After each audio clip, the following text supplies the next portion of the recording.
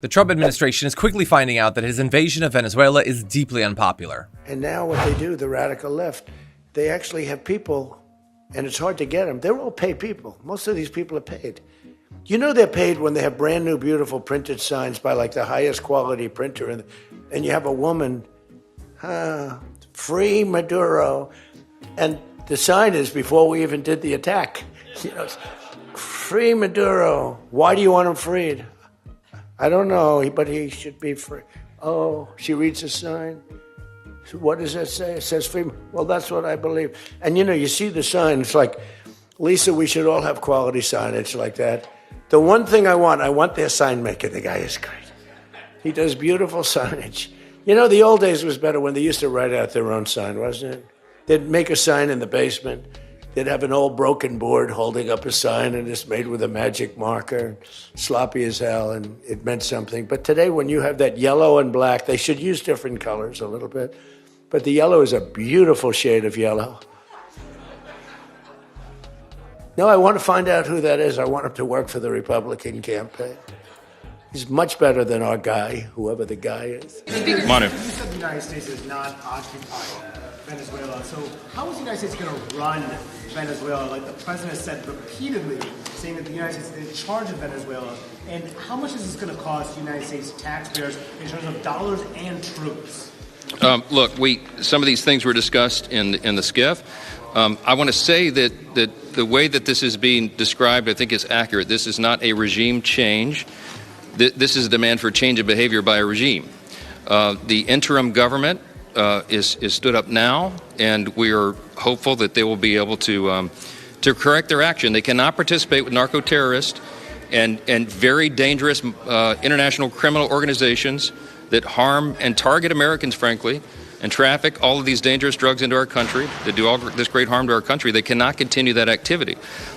We have a way of persuasion, because their oil exports, as you know, have been ceased, and I think that will bring the country to a new governance in very short order. So we don't expect troops on the ground. We don't expect direct involvement in any other way beyond just coercing the interim government to get that going. Look, I expect that there will be an election called in Venezuela. I mean, some of these things are still being determined, of course, but it should happen in short order, and I think it will need to be so that their economy can remain stabilized and the country can remain stabilized. Talk about it since 1989. As we've just heard many prominent Democrats do. The Maduro regime, as it was constructed, exists almost in its entirety as we sit here today in Venezuela. So they should have taken out the whole thing? No, I'm not saying that at all. So we should take out no one? What I'm saying is I don't believe it's in our immediate interest that Americans want us to be engaged in another nation-building quagmire like we have done for 20 years. You have about 100,000 Americans dying of drug overdose, most of those drugs coming from Venezuela and other places, Colombia certainly as well. That's actually not true. That's not true that 100,000 Americans. The majority of the deaths by drugs in America are the result of meth and fentanyl. Almost none of that comes from Venezuela. So you're okay with massive amounts of cocaine traffic coming into the United States from Venezuela? No, I'm not saying that either. What I'm saying is if we want a real drug strategy, if we want to stop fentanyl and meth, which is largely what's killing our children and devastating our communities, then we need a real drug strategy to do that. But actually going and deposing a foreign leader and capturing them and now saying we're going to run the country, as Donald Trump just said on Saturday, he was indicted by the U.S. Justice Department. So we should just not follow through on action and indictments of our own Justice Department to bring him to justice in the United States. Otherwise, what's the point of these sorts of indictments? That is not at all what I'm saying, right? There are thousands of people who are indicted. But just because somebody is indicted, does that mean that we go and depose a leader and actually say we're going to run a country? Donald Trump on Saturday said very specifically that the United States is going to run Venezuela, that we're going to be in control of it, and we're going to put our oil companies in place. We didn't leave anyone there. So I think that interpretation, it sounds to me that the interpretation is to try to help the oil industry get up and running again, to prevent the drug operation from flowing across. We've seen the early steps of that operation. Compare what he's been saying lately in the last few days about foreign interventions to the kinds of things he said previously when it comes to the campaign trail and as he was running for office. Colombia is very sick, too, run by a sick man. who likes making cocaine and selling it to the United States, and he's not going to be doing it very long, let me tell you. We believe that the job of the United States military is not to wage endless regime change wars. You have to do something with Mexico. Mexico has to get their act together because they're pouring through Mexico, and we're going to have to do something.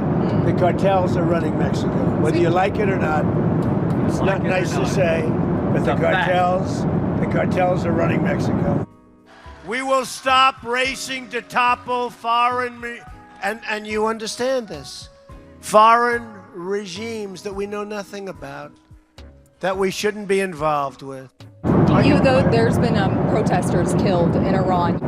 If they start killing people like they have in the past, I think they're going to get hit very hard by the United States. Regime change in Iraq, regime change in Libya, regime change in Syria, and every other globalist disaster for half a century. We need Greenland from the standpoint of national security, and Denmark is not going to be able to do it. We're getting out of the nation-building business and instead focusing on creating stability in the world. The American dominance in the Western Hemisphere will never be questioned again. Stupid foreign wars in countries that you've never heard of. Marco Rubio, you are a gutless, spineless, coward piece of You went on a morning show on Sunday and you were asked a simple question. What was the legal basis for America to run Venezuela? You know what your answer was? It was nothing, because you didn't know the answer. Because there is no legal basis for you to run Venezuela, and you know that. And now Donald Trump is saying he wants to invade other countries like Cuba, Greenland, Iran, as if he's Napoleon Bonaparte with clown makeup. And what are you doing about it, Marco Rubio? Just like your answer on Sunday, nothing. You are willing to do anything for power. You would get down on your knees and suck Donald Trump's toes if it meant getting on J.D. Vance's ticket. And you know how I know that? Because there's two Marco Rubios. There's the Marco Rubio from the Senate and the Marco Rubio from now. And the Marco Rubio from the Senate wants to have a little word with you. I think he would tell you you're a fraud, embarrassment, coward, and disgrace. Just like the rest of the world sees you. Marco Rubio, I have news for you. You are going down in history as a footnote. A tiny footnote at the bottom of the page that nobody's gonna look at.